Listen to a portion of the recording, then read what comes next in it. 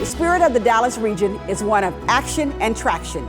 The spirit of the Dallas region is pride. The spirit of the Dallas region is opportunity. Opportunity for all. The spirit of the Dallas region is progress. One simple phrase: can do. We draw businesses, we pull each other up, we don't just talk about it, we are about it. As our region continues to grow and prosper, the Dallas Regional Chamber continues to lead the charge to make the Dallas region the best place in America for all people to live, work, and do business.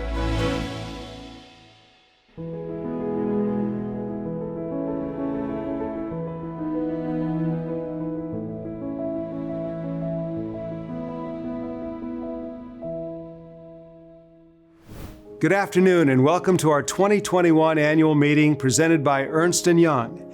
And thanks to our many other sponsors who made this event possible too. Because of COVID, this year's annual meeting's a little different. Last January, we were all enjoying a nice lunch together, and St. Marshall had 1,700 of us dancing in the aisles as she taught us the difference between diversity and inclusion.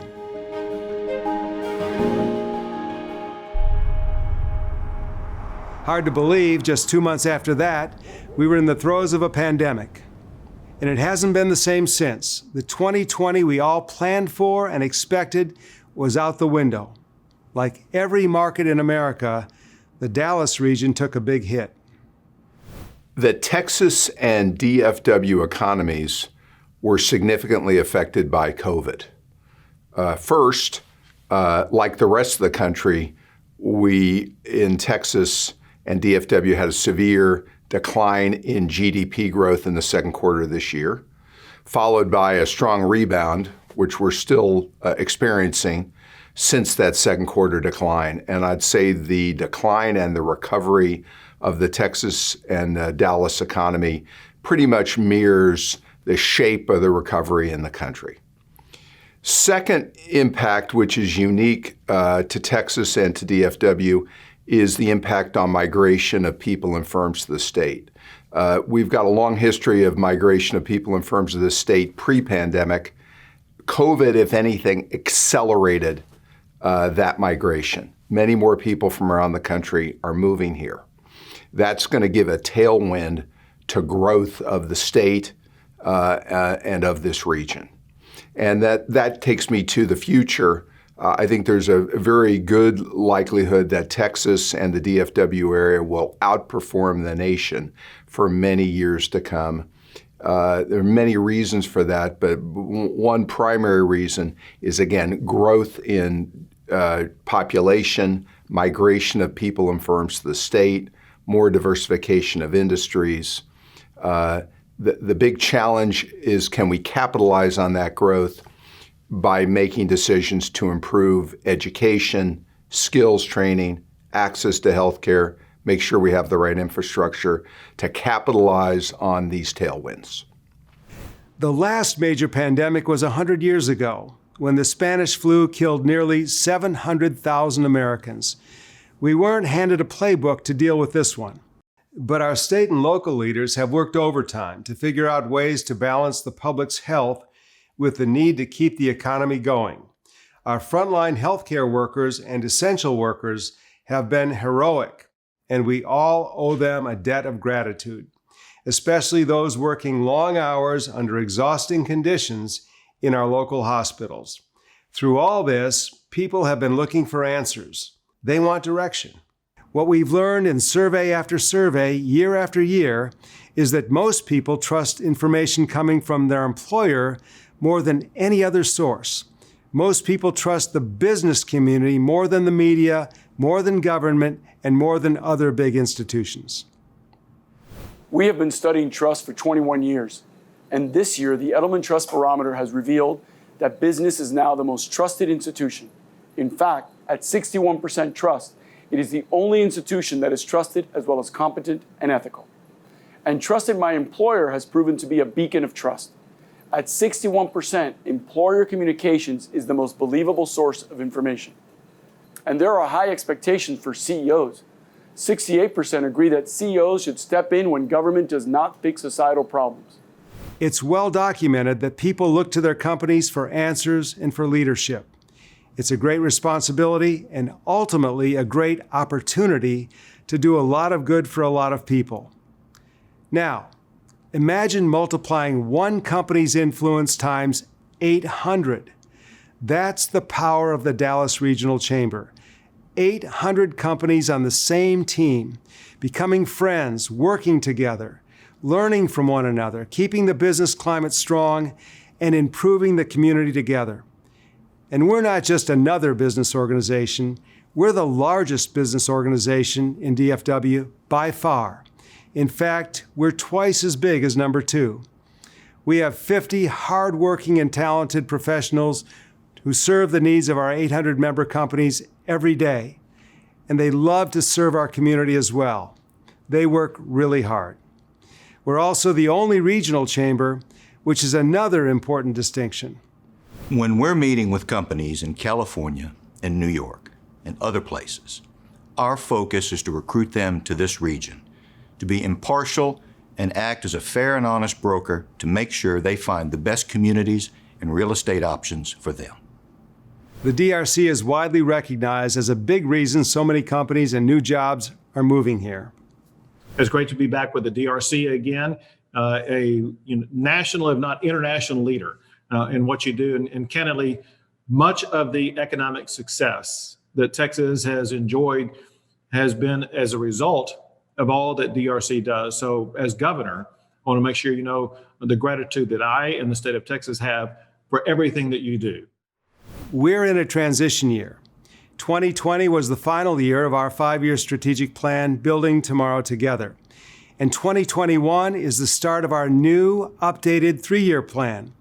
So you're going to hear from our 2020 chair, John Olajide, the founder and CEO of Access, who will talk about the previous 5 years. And then our 2021 chair, Michelle Vopni, managing partner of Ernst Young's Dallas office, will share our plans for the next 3 years. And then we'll have 4 interesting panel discussions by business and community leaders. Angela Farley, our Chief Operating Officer and Chief Financial Officer, will introduce those panels. And now it's my great pleasure to turn things over to our 2020 chair, John Olajide. Thank you, Dale. I have served on the DRC board since the beginning of our 5-year strategic plan, and as chair during the 5th and final year in 2020. We could have never predicted the pandemic last year. But what I now realize is that those who put together that plan 5 years ago were very wise. Because the 4 major elements we focused on, economic development, education and workforce, talent attraction, and public policy, were as important in 2020 as they were 5 years ago. It's now clear that those were the right things for us to be working on this past 5 years. By focusing on the right things day after day allowed us to make real progress on what matters most. We've been blessed with great leadership at the DRC this past 5 years. And I want to hear from my friends who chaired the DRC from 1 year as we executed on our 5-year strategic plan.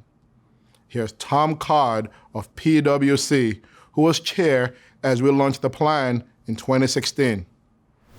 Our great hope was that we'd pull the resources together through our tremendous business community so we could recruit and attract other companies throughout the United States and frankly throughout the world to highlight the great resources that our region has to offer in terms of central location, tremendous transportation assets, and really promoting our strategic plan, which is comprised of economic development, education and workforce, public policy, and talent attraction to encourage folks to come here and realize what a tremendous opportunity the Dallas region offered.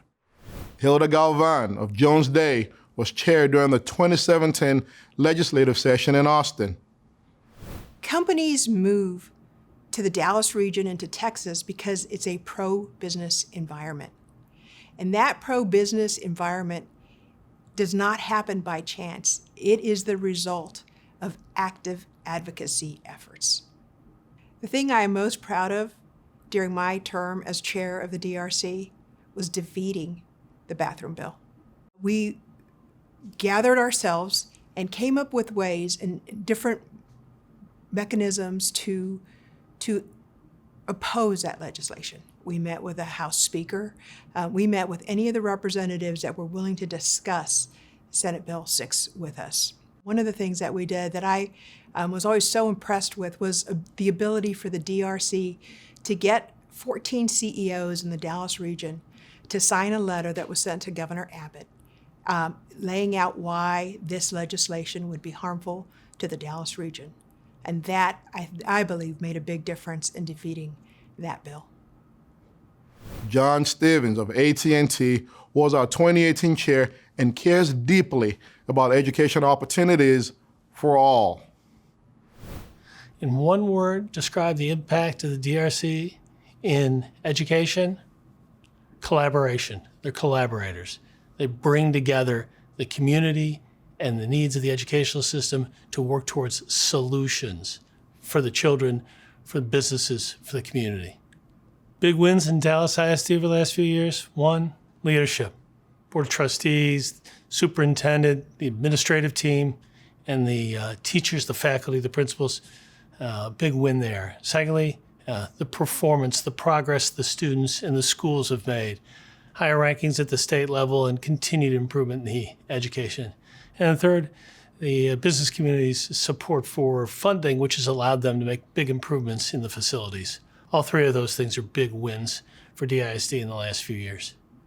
Chris Nielsen of Toyota was our 2019 chair and is very interested in keeping the business climate strong so we can attract more companies to our region.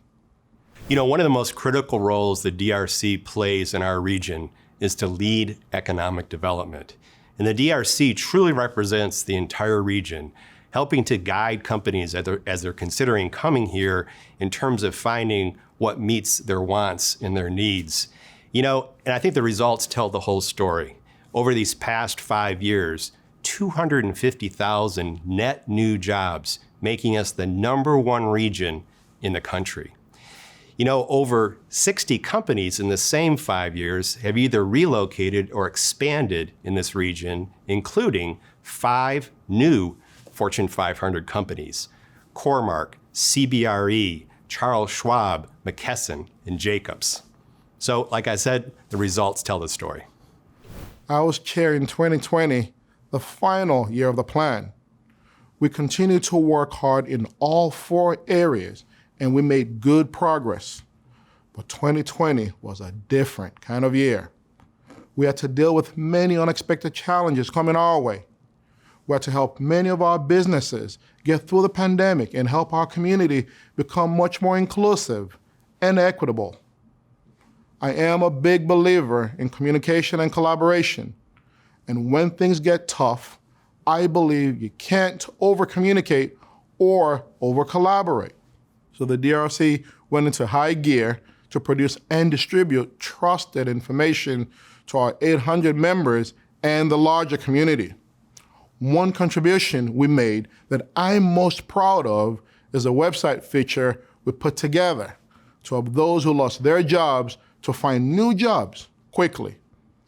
Emmett Smith, now a successful businessman and a DRC board member, agreed to be our spokesperson on TV, on radio, billboards, and social media. We connected 58,000 job seekers to nearly 250,000 jobs posted in the Dallas region. That's just a sample of how we communicated. Our collaboration started with our friends at the Dallas Citizens Council. As the 2 most recognized business organizations in our region, we worked arm in arm to help the business community through this crisis. For the first few months, Dylan and I started every morning with a 7:30 call with Fred Propal and Kelvin Walker. At the very beginning of this pandemic, we knew the small businesses that employ many in our minority community would need our help. We knew that if we combined our efforts, the Dallas Regional Chamber, working hand in hand with the Dallas Citizens Council, that there would be nothing that we couldn't do that we set our minds to to help these small businesses. And that's why every morning, for hundreds of mornings, the leaders of the regional chamber and the leaders of the Citizens Council met with the sole purpose of how do we help those small businesses in our community that need our support. This is the brilliance of Dallas. Large companies helping small companies not only survive, but thrive through this crisis. One important project we worked on together with the Citizens Council was helping small businesses that were on life support because of the pandemic. Trey Bowles, founder of the Dallas Entrepreneur Center, established a fund to help small businesses survive and get on a stronger footing. When COVID hit our region, we knew that there wasn't only problems that were just going to be facing individuals, but also businesses. Small businesses, which are the lifeblood of our economy, had to be helped. Together with the Dallas Regional Chamber, the Dallas Citizens Council, and the DEC Network, we came up with a two-pronged solution. First, we created the Revive Dallas Small Business Relief Fund. This fund has raised over $3.2 million to date, has distributed over $2 million to its recipients, and over 100 companies have been helped. 69% of those companies have been minority-owned and 58% have been women-owned. The criteria by which people could apply for that was that they had to be a for-profit business with less than 15 employees, have less than $1.5 million in annual revenue, and they had to demonstrate at least a 15% decrease in revenue. We continue to distribute those funds in 2021 and will continue to help businesses not only survive but thrive during this time. One of my top priorities when I became chair was to address issues related to diversity, equity, and inclusion. And from the early days of the pandemic, we were seeing disparities between the haves and the have-nots in education, employment, and healthcare. Then George Floyd was killed in late May, which created a groundswell of outrage and social unrest throughout the country, including here in Dallas. The DRC board moved quickly. We created a new permanent board council on diversity, equity, and inclusion, and decided to focus on 4 areas. Here are 2 key leaders in our DEI efforts, St. Marshall and Hattie Hill, describing why this work is so important. There is a proven business case for diversity and inclusion. Having a diverse and engaged group of people on the team results in better decision-making and increased innovation. Companies are more profitable when a host of customer and community perspectives are represented in the room where it happens. The Dallas Regional Chamber Board became much more diverse in the past few years. We understand the diversity dividend and the impact that diversity, equity, and inclusion have on business results. In order for a community to thrive, there has to be trust between its citizens and those who serve them. The relationship between the police and the community is critical to maintaining public safety, nurturing collaboration, and achieving good health and harmony in our society. Education and workforce is critical to our region to prepare the next generation today for jobs of tomorrow and help business build the talent pipeline. As the sun sets on our 5-year strategic plan, we are proud that together we've made real progress in the areas of economic development, education and workforce, talent attraction, and public policy. Thanks to the strength of our 800-member companies working as one team, we've kept our business climate strong, and we're working together to make our community much more inclusive and equitable. My year as DRC Chair has been one of the great honors of my life. And I want to thank everyone who helped along the way and made last year so rewarding and enriching. And now, a brief message from today's presenting sponsor, Ernst Young. More than ever, businesses must reframe their future to reimagine what's possible. Now, digital transformation is accelerating by necessity. Next, are we going to get back to business as usual? Or are we going to use this as an opportunity to get better? And beyond. Empathy, transparency, and agility are going to be absolute paramount skills. From strategy to execution, helping companies now, next, and beyond. And now it's my great pleasure to introduce the DRC's 2021 Chair, Michelle Vopni, Managing Partner of Ernst Young's Dallas office. We're all so excited for her leadership this year. Michelle. Thank you, John. I'd like to start by saying what an incredible job that you did chairing the DRC during a very turbulent 2020. Under your leadership, the DRC met every challenge and helped lead our community in new ways that will pay dividends for generations to come. Thank you for your great leadership throughout 2020. So as John said, our 5-year strategic plan just ended, which means that our new 3-year plan is just beginning. I'm excited about the new strategic plan because it means we'll be working on the most pressing needs of our business community and our community at large. In a few minutes, you'll hear from many of our business and community leaders in 4 brief panel discussions, 1 for each of the 4 pillars of the strategic plan. They're lively with interesting insights and perspectives, and I'm excited for you to hear all of them. But first, let's talk about 2021. Just as 2020 was challenging, we expect 2021 to be challenging too. We're not out of the woods. The surest way for us to get past the pandemic and fully open up the economy again is to get as many people vaccinated as quickly as possible. We're so fortunate that Dallas has one of the top medical research institutions in the world, UT Southwestern. Here's Dr. Podolsky, who will tell us where we are on vaccines and what we need to happen for us to move past this pandemic. Good afternoon, and thank you for this opportunity to provide a very brief update on progress to deploy vaccines to combat the pandemic here in North Texas. Since initial approval of the Pfizer and Moderna vaccines in December, approximately 1.2 million doses have been deployed across Dallas and Tarrant County.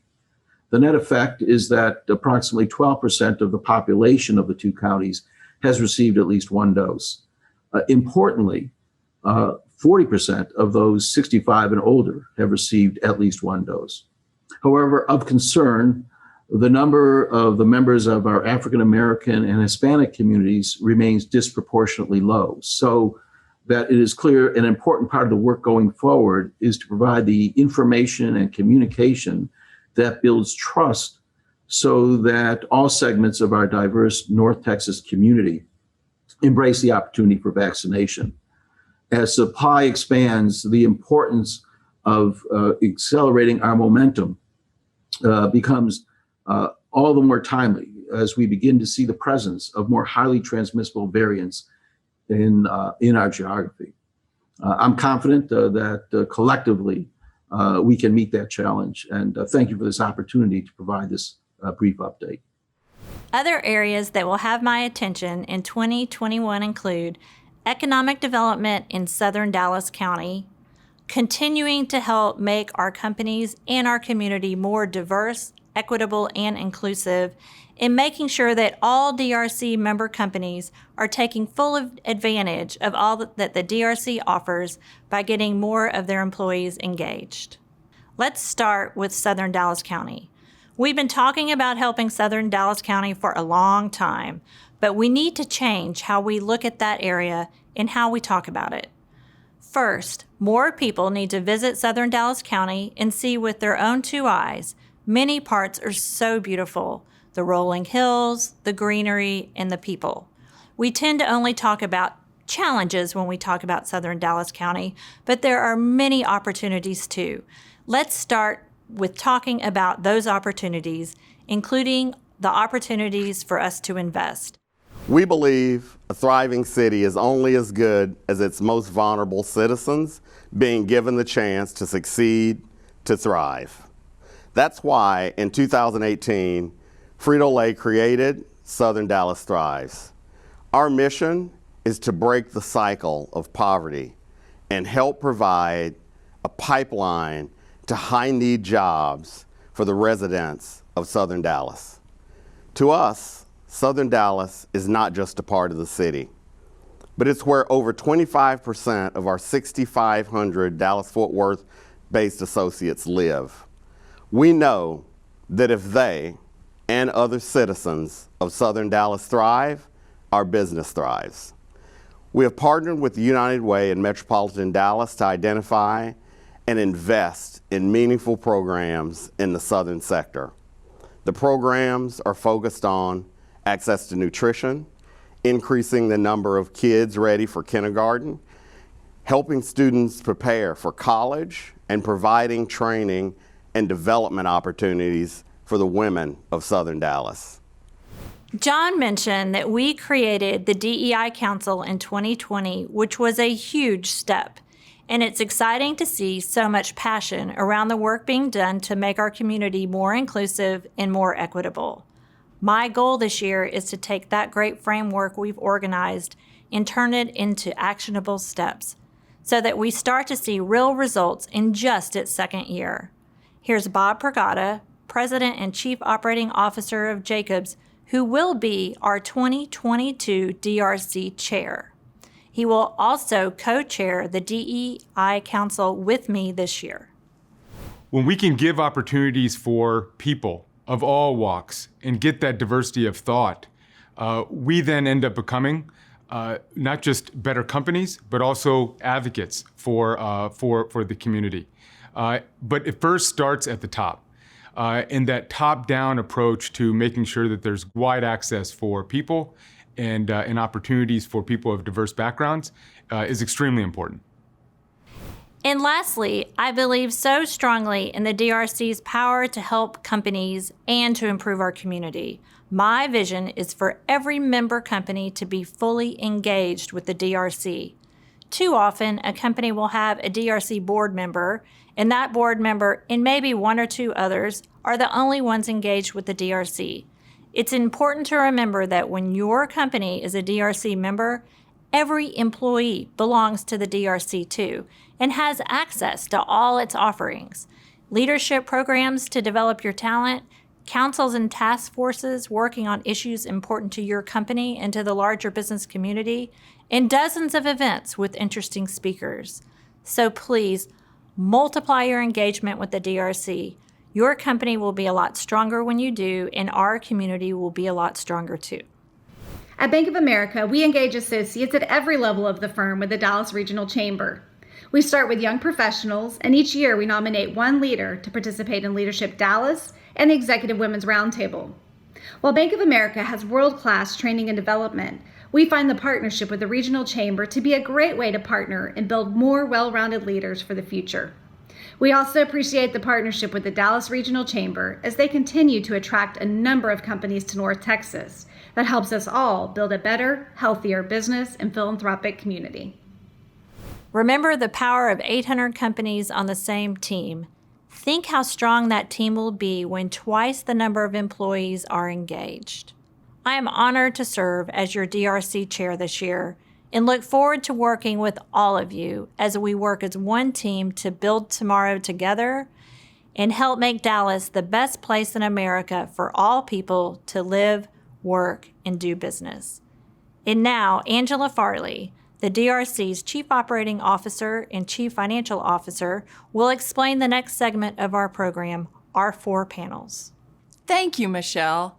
Our new strategic plan will focus on 4 areas that we believe will help us reach our goal to be the best region in America for all people to live, work, and do business. Those 4 areas are economic development, education and workforce, public policy, and diversity, equity, and inclusion, which is an area we've made progress in before. But now it's central to the work we'll be doing going forward. And we'll also be focusing on quality of life for all people as a common theme running through each of the pillars. The next segment will be lively panel discussions about each of the 4 pillar areas hosted by our senior vice presidents responsible for those areas. We'll start with our panel on how we attract more companies and jobs to our region. So here are our 2 senior vice presidents for economic development, Mike Rosa and Sarah Karabias-Rush, who will moderate the discussion. Thank you, Angela. We're excited to be able to bring this group of leaders together. So let's jump right in. We know that industries have been impacted differently by COVID. As we get closer to a more normal economy, what new ways of operating do you expect to become permanent? Jorge, we'll start with you. I think the shift to digital for all companies will accelerate, not change. And here's why. When COVID hit, we were already in the middle of a revolutionary change in technology. And overnight, it was like someone put their foot on the gas. As consumers during COVID, we all became very used to higher expectations from things like same-day delivery, entertainment on demand, new services, security of our data, et cetera. And these expectations aren't going away. Thank you, Jorge. Michelle. Jorge really hit a lot of really what we saw, which was the pandemic accelerated innovation and capabilities of technology. And I think we all knew that telemedicine, work from home, and remote learning was in our future. But what we found in 2020 is the future arrived early. And as same can be said true of a strategy that we had at Verizon, specifically for our retail stores and our retail environment. And so through this opportunity over the past year, we accelerated our touchless retail plan. Thank you, Michelle. Derek. You know, the cleanliness aspect of an aircraft is not going to change. That is going to happen. The air is actually one of the safest places to be with the filters and the things that we have. That it is a safe place to be and a safe place to fly.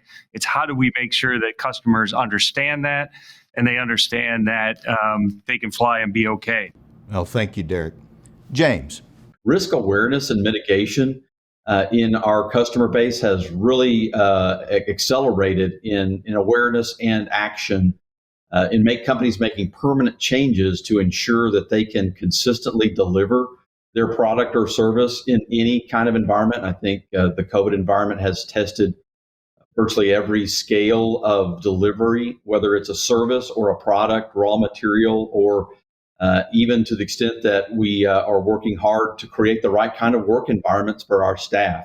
James, thank you. Lanisha. Safety has been critical for us before, and we had a very significant safety culture, but now it's even become more prevalent, and we are proud to say we've not had any person transmission, even though we're operating under these conditions. And so that's been great. But mental health has been a significant focus for us as well, and we've expanded that as part of our safety program. Fantastic insights from all of our panelists today. We know that the pandemic has changed how we are operating. I'm curious to hear how you all view the shifts and changes in economic development and the importance of location. How do you think we should be thinking about that as a business community? And I'll start with you, Darcy. But what we're also seeing is the desire for some companies to move out of the more dense urban areas, and I'll just say specifically San Francisco and New York as an example, looking to the ability to have space for their corporate campuses, as well as the ability for their employees to have affordable residential developments. Yeah, such important thoughts there. Appreciate that. Jorge. We as leaders need to address people's human and mental health needs, and coming together is important to help with that as well. So while social media and virtual chats are a partial substitute, they can't replace the intrinsic need for being part of a community and a human interaction. So we see location as really important and new ways of working remotely as a complement, not a substitute for real authentic connection. Love that. Thank you, Jorge. Michelle. I think the same is true of what the Dallas Regional Chamber has done with economic development. And prior to the pandemic, we were working really hard to showcase why location here specifically in Dallas is a beautiful location across the country.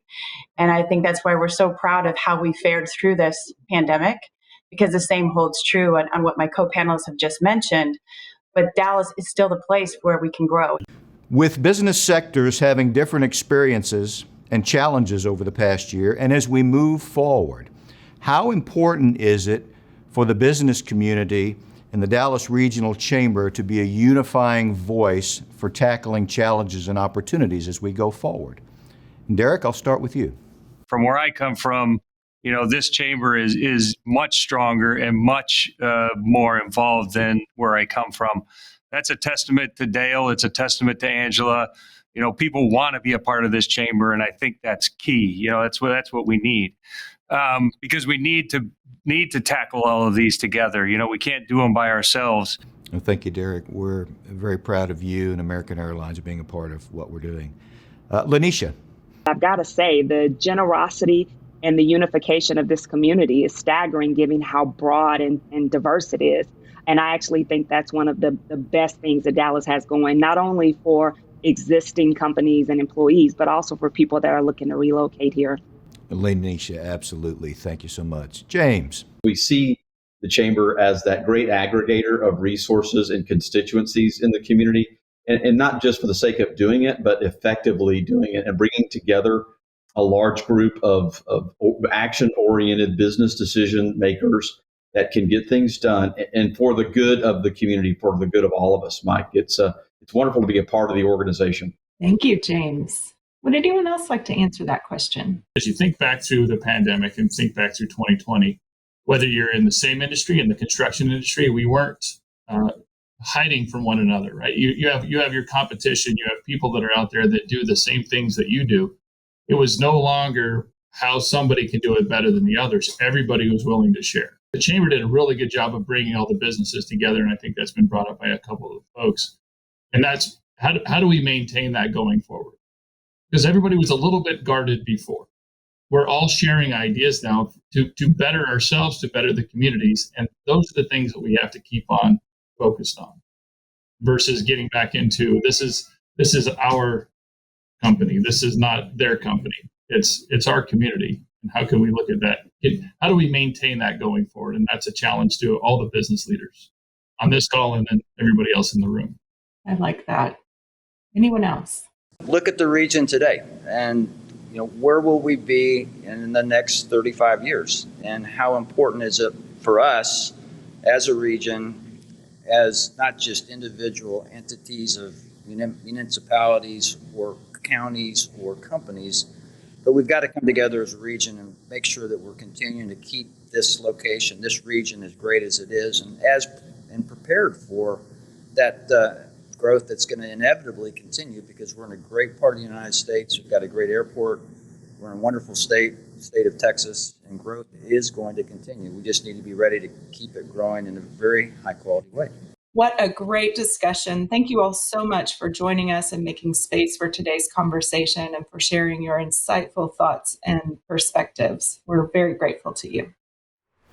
Thank you, Mike and Sarah, and thank you to all of our panelists. Great insights. Our next panel will discuss education and workforce and be led by our Senior Vice President, Drexel Owusu. This is about giving our young people and those already in the workforce the tools and training they'll need to match our hiring needs of our member companies. Thank you, Angela. We have a lot of ground to cover today in a short amount of time. I'll start with our first question. A major theme we hear from our members is that the pandemic has accelerated the need for digital skills and highlighted the importance of connectivity for learning and for work.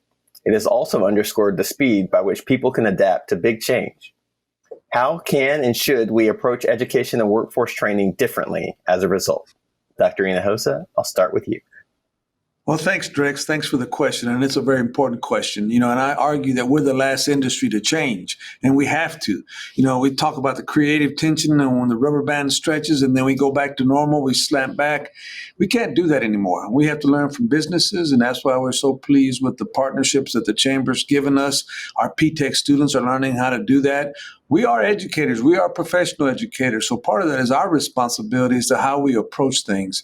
I'm very pleased with our connectivity project that everybody stepped up on. But now we got to do things differently, and we got to learn from each other. So I'm looking forward to the journey as we move forward on this processes. From the private sector or from the industry partner perspective, we have to pivot and provide opportunities for work-based learning through digital means if necessary.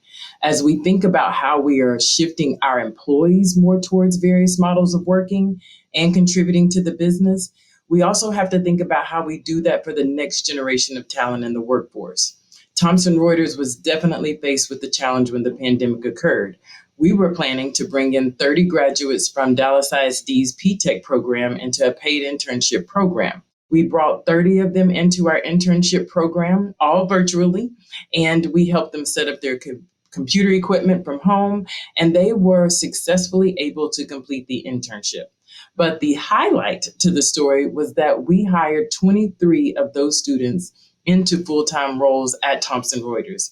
We were so delighted, still delighted, and we are really seeing their capability. That is fantastic. Thank you, Gabe. I'll turn to another question, which is, how are you guys feeling about the talent pipeline's capacity and ability to keep up with the rapid changes needed by our business community? Michelle, I'll start with you.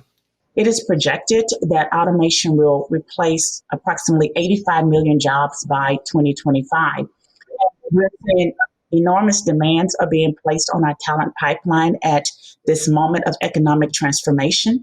And as a result, the pipeline in itself must be nimble, not only to address employer needs, but flexible to incorporate workers' voices and their lived experiences, and adaptable to respond to the dramatic shifts in the nature of work. That turns us to our last question, which is really around what can exactly the business community do to support more robust talent development? Gabe, I'll start with you. Yes, Drex, I again totally agree with Michelle. I think that's really the $1 million question. Do we have the infrastructure in place? And I think that we're getting there. But in order for this to be successful, there has to be more partnership from the business community, and it has to be more collaboration from the business community and the academic institutions. You can't prepare the talent for the jobs if you don't know what the jobs are that are needed, and vice versa. The business community can't complain about not having the talent if they're not willing to help in growing the talent. So it's all hands on deck at this point. We're putting Dallas Thrives together, and we're going to, in a few years, be able to have that capacity in that pipeline. Right now, we have maybe 2 to 3% of our students that are participating in getting stackable credentials, industry certificates that will help them execute in a workplace. But in a few short years, our goal that is in 3 years, we'll have 40% of our students coming out of high school going directly into the workforce with those stackable credentials. How about you, Michelle? We need to make workforce equity another goal that we are pushing our talent pipeline to achieve. Invest in skills-based hiring, retention, and advancement strategies to reduce racial occupational segregation that results from hiring biases and degree inflation. And lastly, invest in proven workforce training programs to remove barriers to entry and advancement in the labor market.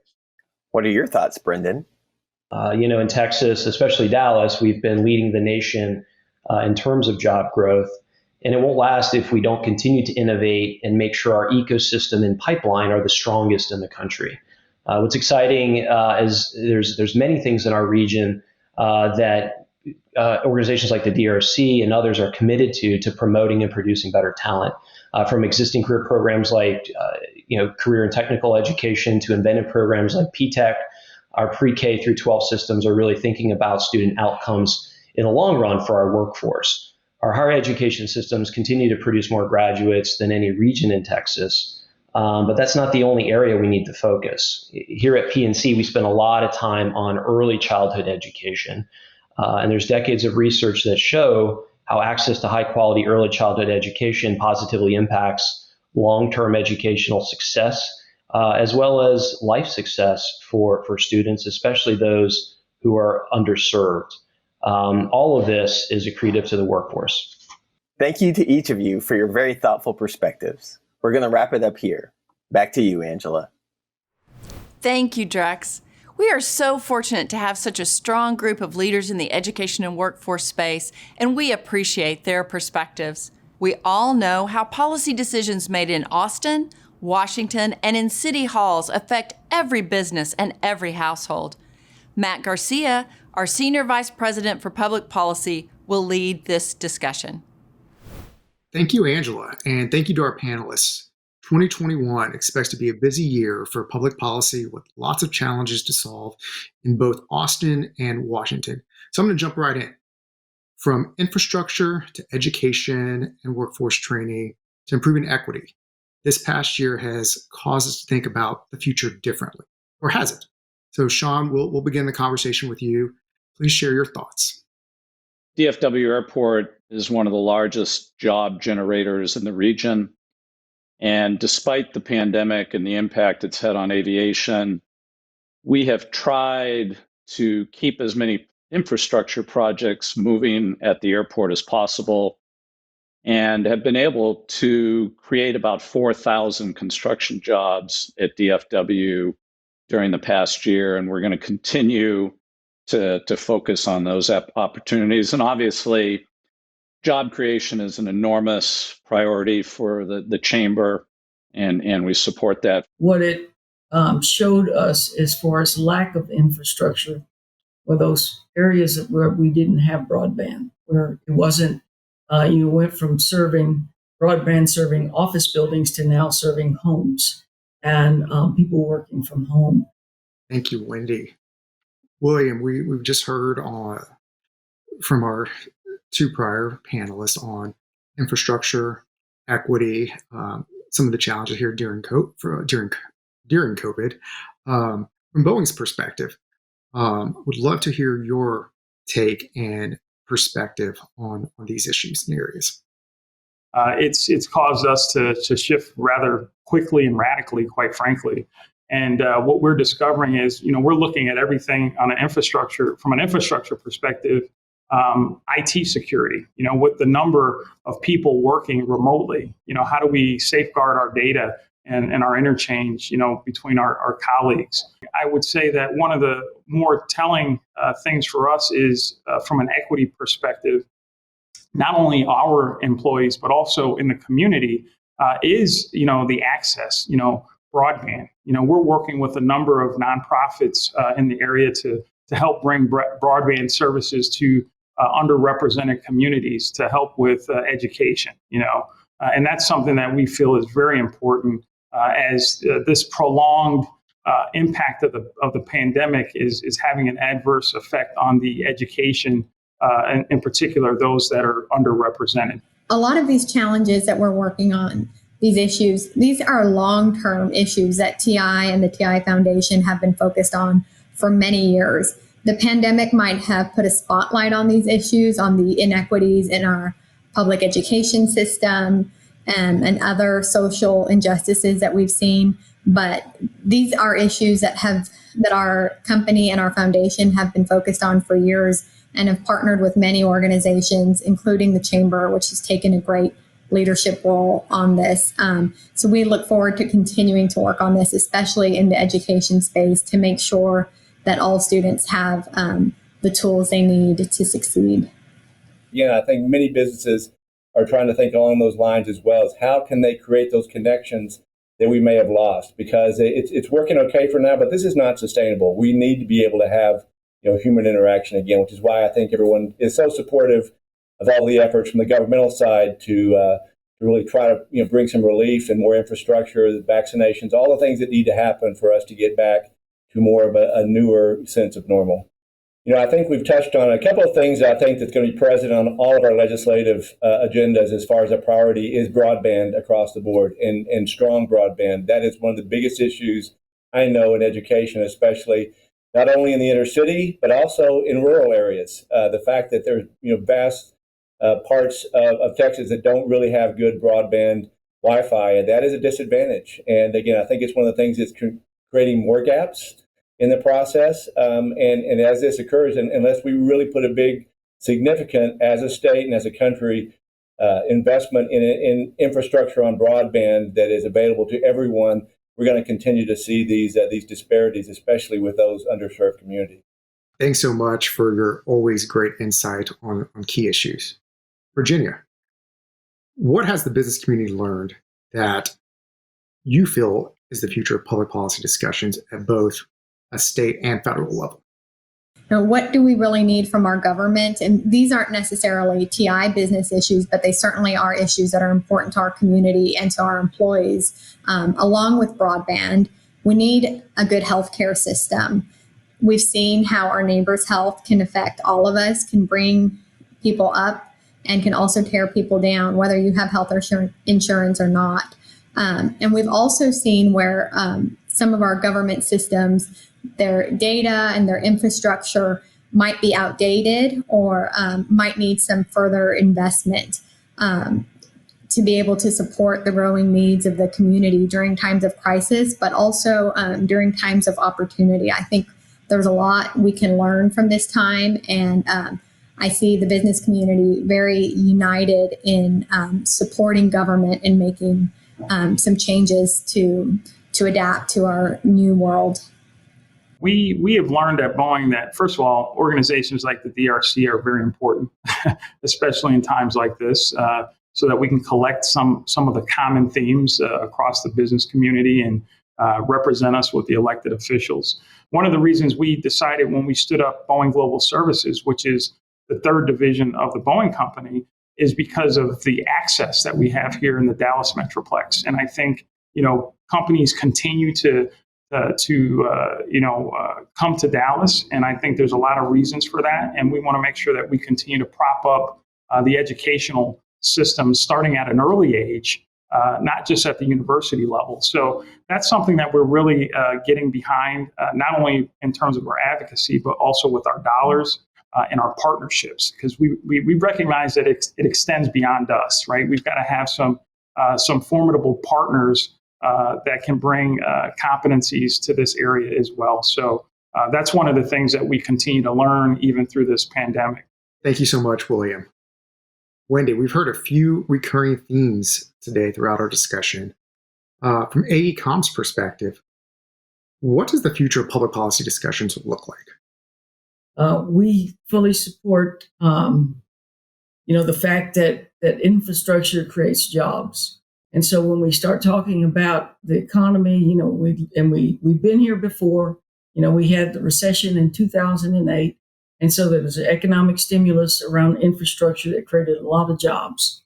And so what we've been working with our political leadership on is changing things somewhat to look at the future infrastructure. There's a lot of changes happening in transportation these days, anything from Hyperloop to flying cars to electric vehicles, et cetera.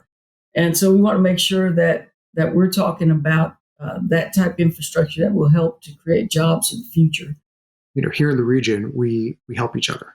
We help each other through education, through infrastructure, through future development. So everyone within the region has that chance at success. Thank you again to all our panelists. Really appreciate all of y'all taking time out of your schedules and hopping on another Zoom call with us. We're going to close it there. Thank you to each of our panelists. Angela? Thank you, Matt. This is a big year, a legislative year in Austin, and the start of a new Congress and a new administration in Washington. We appreciate the insights of our panelists. Our next panel will discuss an area of our focus that's now embedded in everything we do. This discussion will be led by Jared Fitzpatrick, our Senior Vice President for Diversity, Equity, and Inclusion, and Latasha Heron-Bruff, our Senior Vice President for Community Engagement. Thank you, Angela. We are thrilled to have this diverse group of thought leaders with us today. Let's get right into the questions. Hattie, I'm going to start with you. There seems to be universal agreement within the business community that division within the country is detrimental to growth and progress. Nonetheless, change seems to be slow in coming. Can the speed of change be accelerated? We have to. The very existence in our community today requires us to accelerate. We did it during COVID, and now we have to do it moving forward. And it's going to take just a simple process of collaboration across all stakeholders.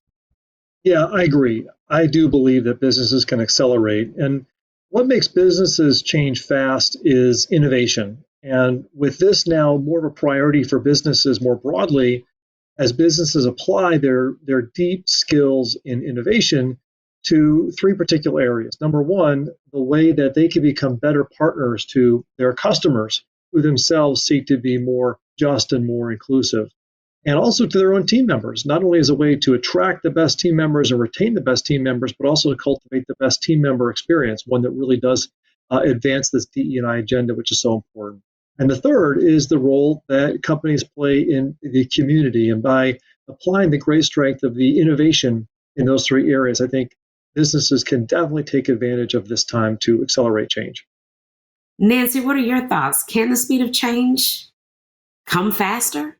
Absolutely. I think that's the right answer. But when you think about it, companies can look both inward and outward to help accelerate that speed of change. The first, I think, is sending a clear message to our elected officials that we want constructive dialogue. And then I think inwardly, we would like to keep that, if we keep the topic of this top of mind as a fundamental part of our culture, that makes a big difference. Peter, any thoughts? Of course it can. It can and it must. And I think the key to its acceleration is that there has to be a broad consensus across the country that DE&I initiatives are just, they are necessary. And in order for that to happen, there has to be a re-education of broad swaths of this country that have never really understood the truths of how we got into the situation we're in now and what are the injustices that need to now be remedied. Right. David, I know you are a leader in this work. What are your thoughts? We don't just need unity, I would argue. We need a commitment to each other that says we need everybody to progress as a company, as a society, as the city of Dallas. And it means that we have to commit ourselves to each other and helping to address some of these injustices and disparities and inequities in our society. Great answer, David. Our region does better when we all do better. Thank you all for your comments. So thank you so much for being here. My question to you all is, does the business community still have more to learn about diversity, equity, and inclusion? And I'll start with Jason. Yeah, thanks, Jared. In my experience, what we have right now, which really culminated in the events in 2020, is this heightened awareness of how systemic the problems of racism are in our country, and even especially in our Dallas community. This has got the attention of business leaders in a way that it hasn't before. So now, with business leaders embracing DE&I as not just maybe a side project, but as a core effort, that we have the responsibility and the opportunity to make a real lasting and sizable change in our community. So, Jared, yes, we absolutely have a need and ability, and I think we also now have the desire and the determination to learn a lot more as businesses. Thank you, Jason. Nancy? Absolutely. And we've just begun the conversation. I think what's exciting is most business communities are excited to get in front of this. There's a lot of positive energy. And as we look at that, we need to reflect on our actions, but more importantly, our non-actions that have actually compounded the problems. I think most companies haven't fully appreciated the tremendous competitive advantage that we can gain when we build diversity and inclusion into our culture. The more we reflect our community that we serve, the better we're all going to be for that. That was fantastic. David. Businesses have a responsibility to the communities that we're a part of. And so it starts with listening to these communities, listening to the communities of color, and that have experienced these inequities and injustices, listening to their needs, and then being a part of the solution and getting involved with our philanthropy and our volunteering and our all the involvement that businesses have and should have in our communities. All right, so I'll go to you, Peter. The answer, as others have said, is absolutely yes. There is more to learn. If you think back to last year's DRC Annual Meeting, which feels like 10 lifetimes ago. It was just last year that the fabulous Cint Marshall helped everyone to understand the difference between diversity, equity, and inclusion. And that's a very basic idea that was new to a lot of people. And so if that's where we were starting, we do have a long way to go. The great news is that there is a common understanding now that this is necessary and it's the right thing to do. I think what we specifically have to learn is not just that it's the right thing to do, but that it is going to be good for everybody to do it. Thank you. Thank you. That was an awesome answer. And then last but not least, Hattie. This is really a conscious transformation, and every moment matters. And so we literally have to get up every day conscious in our organizations, conscious in the community, conscious with our faith-based leaders, our government leaders. To truly get where we need to go, it starts in every boardroom, in every CEO's office, but it also is our community leaders, our advocates, our small business, our large business. It is absolutely time for all hands on deck, and the business community can truly drive that, Jared, I believe. This has been great. Thank you all for being here, but more importantly, thank you for your work and your leadership. Diversity, equity, and inclusion is critical to the success of our region. So thank you so much. Thank you, Jared, Latasha, and our panelists. What a great discussion. We're proud of all we did last year to get this work started, and we're looking forward to making real progress over the next 3 years. You'll remember that an important theme that runs through the 4 pillars of our strategic plan is quality of life for all people. Of course, quality of life means different things to different people. So we ask a few of our friends what quality of life for all people means from their perspective. Quality of life in the Dallas region is incredible. It's what brought so many of us here. But with that come challenges. As more companies, as more people have moved to the region, it's really critical that we make the policy decisions, we make the investments in areas like education and infrastructure to assure the continued success of the region based on quality of life. You cannot lead from an economic standpoint if you don't have a highly educated local workforce. We have got to have expectations of greatness along with mentoring, raising, and retaining the best and brightest minds the DFW has to offer. So it's that collaboration with employers, business, and the role that the Chamber plays to bring us together that really is allowing us to better meet the needs of all of the important groups in Dallas County. I think there is a real opportunity for DRC and for our business community to join in making sure that voices are heard and amplified. And we need to bring people to the table that we can have conversations and learn from, because I think this is a real opportunity for the Chamber and for business and for the nonprofit and government community to really think about what does community mean and how we all need to be represented and what does that mean in showing up. Our entrepreneurial spirit and can-do attitude are going to enable us to persevere through this difficult time and come out ahead. We believe in North Texas innovation and see our region as a terrific source for some of these scientific answers. We're not afraid to take risks.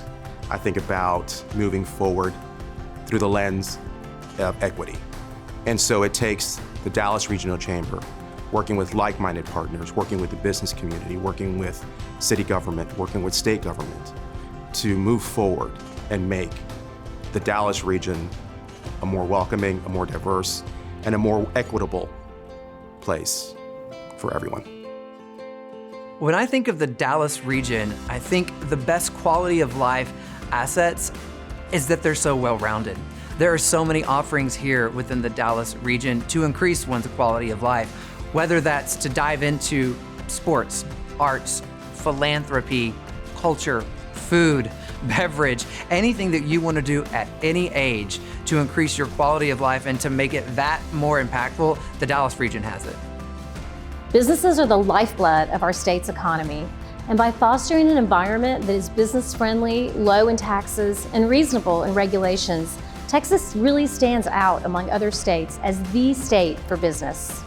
And this would not be possible without organizations like the Dallas Regional Chamber.